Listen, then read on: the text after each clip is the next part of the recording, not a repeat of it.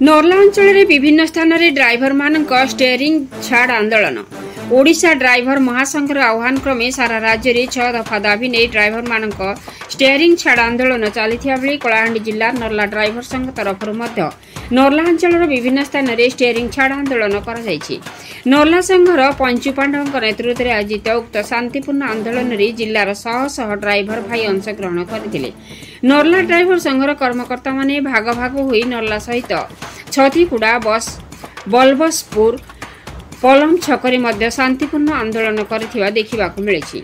विभिन्न दाबी को नहीं पूर्वर मध्य ड्राइवर माने राजरास्ता को ओह्लाइछन्ति, किंतु तत्कालीन राज्य सरकार सेमानक दाबी गुड़िक मध्यरु केवल गोटिए मात्र दाबी पूरण करथिबा बेले नूतन डबल इंजिन सरकार केतोटी दाबी पूरण करछन्ति ताहा देखिबाकु बाकी रहिला।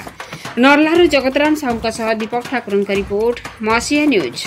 आपण मसिया न्यूज यूट्यूब चैनल को सब्सक्राइब कलेनि कि जदि करिनाहंती एबे करिनियंतु।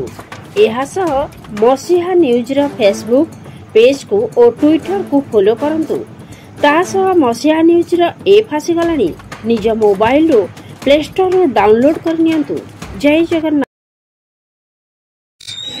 मो ना होचे प्रसन्न कुमार ओझा, सरगुड़ा ग्राम पंचायत सभापति। आम नल्ला ड्राइवर महासंघ तरफ नल्ला 4 छक ठारे छतीगुड़ा ठारे और आम कलम ठारे बलबसपुर घाटी छक पाखे 4 जगह आम आंदोलन में बसु।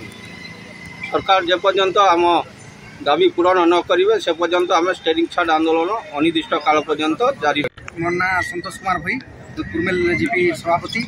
आम बर्तमान आमर ड्राइवर महासंघर 6 दफा दाबी नहीं आम नर्ला 4 छकटार आंदोलन जारी रखुचु। आमर भाई मैंने अन्य जगह पलम छतीगुड़े आमर बलबसपुर अच्छा। तो आम समस्ते जिन दिन 6 दफा दाबी पूर्ण होला पर्यंत आम शांतिपूर्ण जारी रखु।